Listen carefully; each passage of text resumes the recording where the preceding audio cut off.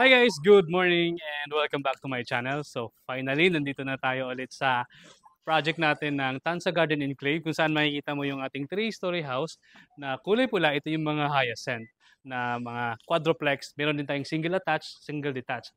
So today, magkakaroon tayo ng first inspection sa ating unang buyer natin dito sa Tansa Garden Enclave.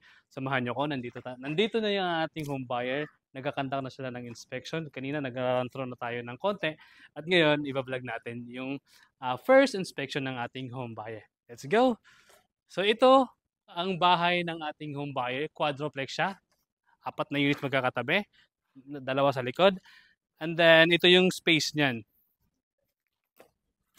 So, meron siyang space dito sa front na pwede niyang gawing garden.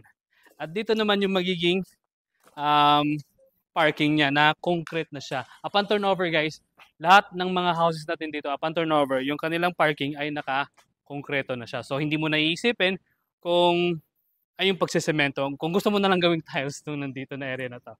Okay, so meron pa siyang space doon sa likod din na pwedeng gawing laundry area or service area niya.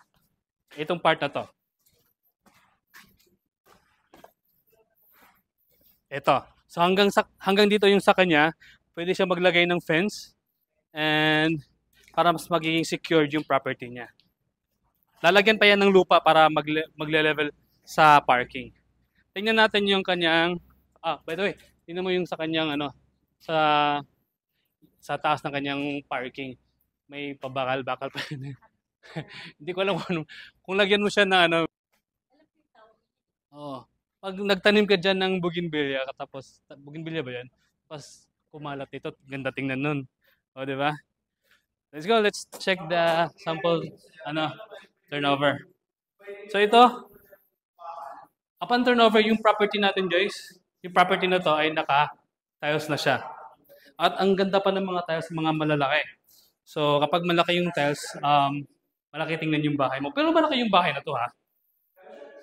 Yan po yung magiging living area niya. Dito yung magiging dining area natin. Depende yun sa ating home buy kung anong magiging design niya sa bahay. Pero ito, as turnover na to, kasama na to yung mga, ang tawag ng grills. Grills ba yan? O, tapos naka-sliding windows. Yeah, sliding windows. At tingnan mo yung door. Sulit, oh. Makapal, tsaka sulit yung lock nun. Oh, high ceiling yan. Hanggang sa second floor. Yung sa unang house natin dito sa Bromelias, hanggang third floor. Ito hanggang second floor kasi pag hanggang third floor nakakatakot. Hanggang third floor, hanggang second floor lang. So maganda maglagay diyan ng yung mga hanging lights, yung mga tawag ng chandelier. Ayun. Tapos meron siyang sliding door going sa back area niya. Tingnan mo guys, oh, ang kapal ng sliding door niya, grabe. Secured ka dito sa kapal. Oh. Tapos ito, yung kanyang tawag nun, countertop. Cute. Nakabalot pa eh. Oh. Maganda eh. Ha? Granite na Granite. Oh. Di basta yung sink niya? Maganda. Oo. Maganda yung sink. Tsaka, tingnan mo yung loob. Maganda yung mga cabinets.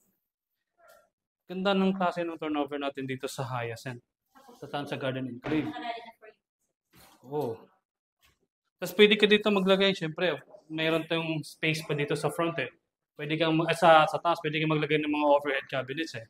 Ito yung magiging place mo for your refrigerator. Yeah, pwede din dito.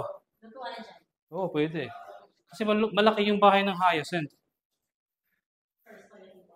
Tapos ito yung powder room. Oh, sorry. Powder room siya. Wala pa siyang shower. Pero kung sakali gusto mo maglagay ng shower, still spacious pa din. Para makapagligo ka. Konti, nakaupo doon. So maglagay ka doon ng washing machine. Doon ka na lang maglalaba. Pero tingnan mo, halika. Yung space na yan sa washing machine. Oh.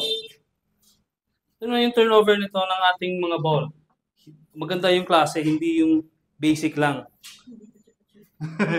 Hindi basic lang, maganda. Tapos, let's go sa second floor. Nandito yung provision for bedrooms eh. Ayan. Dito wala pang mga bedrooms ha. Pero pwede kang maglagay dito ng 2 2 to 3. Hindi, hanggang 2 lang. Sir. Ayan. So, hanggang 2 bedrooms to. Pwede to.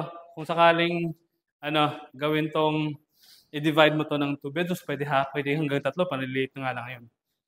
Tapos, dito sa second floor, nandito yung separate toilet and bath.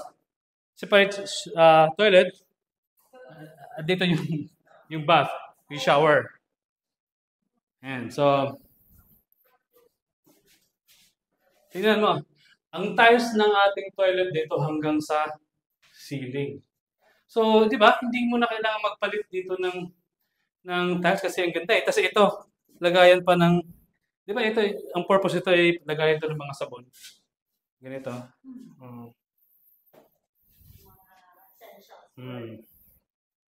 Tingnan natin yung shower. Ito talaga, ito nga yung gusto ko sa design ng bahay na to. Separate yung toilet and bath eh. And then, yun. Dito sa shower, enough lang na magalaw pa. Di ba? So, ito. May grills dito. Yan yung ganda sa ating hyacinth kasi yung ceiling mataas siya from ground to second floor. At kapag ngaling kayo dito sa second floor, kita mo yung sa baba kung sino yung bumibisita. Di ba? Ito, ang magiging area kung saan tayo magpapahangin or kakape. Di ba? Ito yung balcony. Sa lahat ng unit natin dito sa enclave, may mga balcony. Ang maganda dito ay maluwag yung balcony. Makakapaglagay ka dito ng table, yung chair, makakapagkape ka dito in the morning, tatambay ka ng konti, papahangin ka after work. Ganda, no? At alam ko pwede pa mag-extension siya ng balcony hanggat i-approve ng admin. Hello sa ating mga kapitbahay dyan. Yan yung mga single detached natin. Yan ang mga quadruplex. O di ba, pag pinasok mo to, yung bahay, yung community, ang ganda. Lakas makayaman. Tara. Tingnan natin ngayon ang last part ng bahay, yung sa attic. Dito sa attic, open layout din to. Kaya to dito hanggang 3 bedrooms. So, itong room na to, pwede itong gawing gaming room, entertainment room, pangbata, gagawing nursery room, depende sa inyo yon.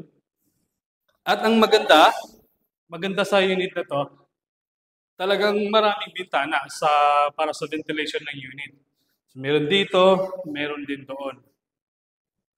So, kapag malaki yung family nyo, marami kayo sa family, perfect itong ating project natin dito sa Tansa Garden Enclave kasi ang dami mong pwedeng gawing rooms. Open space siya, open layout siya, so nagagawa mo yung design na gusto mo, nagagawa mo yung gusto mong ideas, nasusunod yon dahil sa, open yung layout nito. Okay. Tara. So, yun lang yung ating vlog natin for the first inspection ng ating home, ating bahay dito sa Tansa Garden Enclave kung saan makikita mo ang ating mga hyacinth, kulay pula. Meron tayong marigold, meron din tayong bromeliads. Pero itong pula, ito yung mga hyacinths natin. Diba? So, if ever gusto nyo ganitong bahay, pwede tayong makakuha pa ng hyacinth. Meron pa tayong iilan na units na ready for buo na yung bahay. Pwede pa tayong makakuha nun. And then, limitado na lang yun. And reservation is only 25,000 para makapagsimula tayo ng property natin dito sa ating Tansa Garden Enclave. And guys, Pag-ibig financing ito, kaya hindi mabigat sa bulsa. Okay, so for more details, kasi other than this one, meron din tayong mas maliit nito, yung marigold natin. So if ever interested kayo sa mga ganitong house, 3-story house, pwede tayong mag-schedule ng viewing para itour ko kayo sa community natin dito at makita at ma-experience yung ating offer na mga 3-story houses. Meron tayong townhouse. So for more details, meron akong contact number sa screen and also sa description box, pwede tayong mag-connect para pag-usapan natin yung proseso kung paano tayo makapagsimula ng investment natin dito sa Tansa Garden and Crave. So, thank you guys. This is Jess and have a great day. Goodbye!